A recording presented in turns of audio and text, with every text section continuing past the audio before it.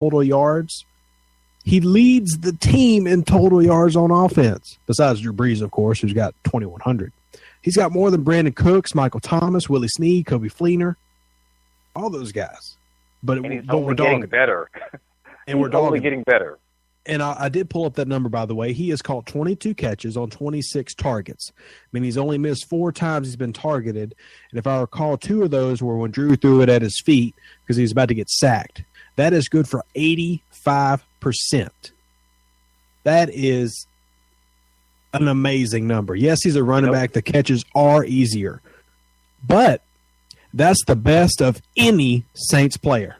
Any of them. It's better than Cooks. It's better than Thomas. Better than Steve. Better than Fleener. All of them. Even better than about the numbers. Trading. I don't care about the numbers. Trade Mark Ingram. Travaris Cadet, the receiving running back on the team, quote unquote, 24 targets, 17 receptions. He's doing better than the quote unquote receiving running back, which is why you haven't seen Cadet much, because Ingram has stole Cadet's snaps. But no, we want to trade him. Get rid of him. And then who are you going to bring in? That's another question. Because it better be an offensive lineman, because Daniel Lasco and Tim Hightower sure ain't going to do any better running behind this line. I pulled up this stat for you. Mark Ingram only has one that he's been running behind this year that is doing better than 3 yards a carry. And I'm going to list them out for you, what he's doing. When he's running to the right sideline, as in going past Zach Streif in the C gap, 3 carries, 3 yards, 1 average. Left sideline, as in going around Teron Armstead, same argument. 9 carries, 34 yards, 3.8 yards a carry.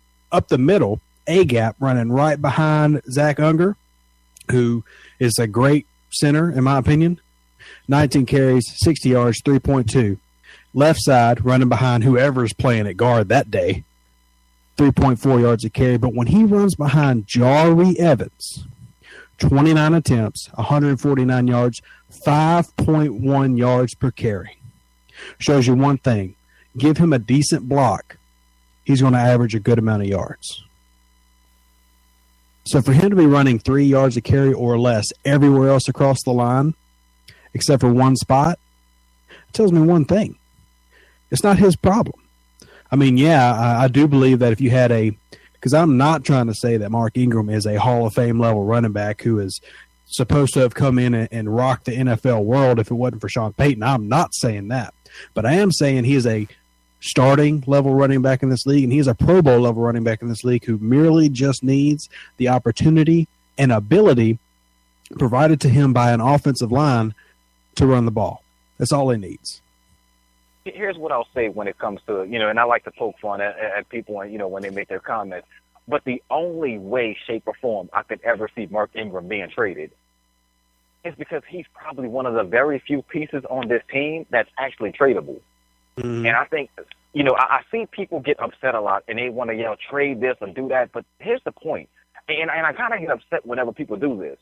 Just because you don't like a player, factually or not, if the player is good, he's good. If he's garbage, he's garbage. Let's use Mark Ingram and Jarvis Byrd. Mark Ingram is a tradable piece. He could possibly net you something in return. Maybe it's not, even swapping the idea that, let's say, you trade Mark Ingram and you get maybe a backup, defensive end or a backup right tackle or something like that. Maybe you can get that. But you may not be able to trade him for the type of player that fans want him to get. They expect you to be able to trade Mark Ingram for Adrian Peterson in his prime, and that's just not how it works. I get upset about that because it's almost like you understand that the player is not producing the numbers, but you want the Saints to be able to trade him and go get a guy that you want to put up the numbers. I'm like, it doesn't work that way. Mm-hmm. Case in point would be Jarvis Byrd. People want Jarvis Byrd gone and out of here. Okay, cool, I get it. But you want to be able to trade Jarvis Byrd for Earl Thomas. It's not going to happen. It's never going to happen. Everybody around the league understands that if the Saints have a poor defense, mm-hmm. and Jarvis Byrd should be on the field, because if you have a playmaker, then you would want him on a poor defense because he may be able to help out. If he can't help out a poor defense, then he can't help your defense, period. So let's stop with this just, like you want to trade all the time because we don't like a guy. It doesn't work that way. Let's go ahead and throw this out there. I will list to you right now the only players the Saints have any type, and I mean any type of trade value from. Willie Snead, Brandon Cooks, Michael Thomas, Drew Brees for a very late pick. You can call him Hall of Famer all you want. He's about 400 years old. He's going to maybe get you a fifth if you want to trade Drew Brees. And people are going to argue me on that forever, but there is tons of historical backup to show that a quarterback his age is not getting a high draft pick. They will wait for him to hit free agency in a couple of years. Mark Ingram is a maybe. Cameron Jordan is a definite. Stephon Anthony, possible for a late rounder based on last year's performance, and most coaches in the NFL are going to understand he hasn't regressed. He just doesn't fit the system. And Kenny Vaccaro. That's it, unless you want to count Thomas Morstead, but why would you get rid of your best special teams player for the past 6 years? That's it. Exactly. That's all you got. A handful of players. A healthy Teron Armstead may be able to net you something. Well, I'm not counting people who are injured and have been having that, because you can't trade somebody on the injury report anyway. Gotcha. Yeah. And you're right about that. But, yeah, I totally agree with you in everything that you said. That's it. And here's the thing, when you're talking about these pieces, like fans expect those who are unrealistic. They totally expect you to be able to net a first-round draft pick for a Mark Ingram. I think I had that conversation with a guy that, well, trade Mark Ingram for a first-round pick. Well, buddy, Mark Ingram isn't going to get you a first-round pick. No. It's like, well, maybe we can add Jarvis Bird. Well, dude, this is what, and I honestly said this. I said, you could probably add Jarvis Bird into a trade, but then the other team might ask you for another draft pick, a higher draft pick, just because you included Jarvis Bird, you made them mad for even including him. So, what a lot of people don't understand is there's not a single team in this league who are going to trade for Jarvis Bird and pick up his contract. And I mean if there is a team that wants Jarvis Bird and believes he can be used, and I believe if there was a team, it would be him going back to Buffalo and playing under Rex Ryan. But if there is a team, they're going to wait for the New Orleans Saints to cut him after this year. They're going to absorb all that money loss, and then they're going to sign him to maybe a $2 or $3 million deal. That's what he's going to get, 2 or 3 a year. Any player that's going to be, like, I honestly believe this. I've been saying it to myself, and maybe it was time for me to put it out there, and I'm glad you had you brought it up about the Buffalo Bills. If there's any team that's going to want Stephon Anthony, it's the Buffalo Bills. Because Rob Ryan, that's a Rob Ryan type of linebacker. That is the only trade place I see for Stephon Anthony at this moment, because I don't think he can be salvaged as long as Dennis Allen is a defensive coach. And all you're going to get is a mid-round pick out of him, maybe. I'd say you probably get maybe a fourth-round pick out of making that trade. And I would think it's fifth. Yeah, and either way, we're going to get the shorter end of the stick. I totally agree with that. You spent the first-round pick on him. I was thinking the Saints might be able to net a fifth-round pick for Stephon Anthony. This is a guy who had 33 tackles his first year, but can't see the field now on a very poor defense. I had a chance to be on the Sports Hangover today with Gus Kattengale. That's ESPN Radio for those who listen in. And I made the point, during my little segment that Stephon Anthony has been benched, your former first-round pick. James Laurinaitis, the guy you signed to take his place, has been benched. This is a guy that you spent free agent dollars on, and you thought, so basically what you've done is you've wasted two guys on one spot, and you have Craig Robertson playing that position as best he can, but let's just be honest, it doesn't look like he's a better fit because of his athletic ability, but it doesn't seem like he fits the middle linebacker spot. There are way too many blown assignments, and this is the problem that you had with Stephon Anthony being there. So I kind of just find it comical that you basically tried three guys there and you still don't have one middle linebacker. And the craziest part is that the Saints have gone to more of a nickel for a base defense, and they only have two linebackers out there. So you only got two, and the two that you got really, I think Stupar's doing a pretty good job, but I think Robertson is mediocre at best at middle linebacker. So I'm just confused on exactly what's going on, and now you have to get rid of Stephon Anthony in order to even salvage the fact that you spent a first-round draft pick on him. And there were other guys, which will always be the case, that were available when you made that selection. Man, come on.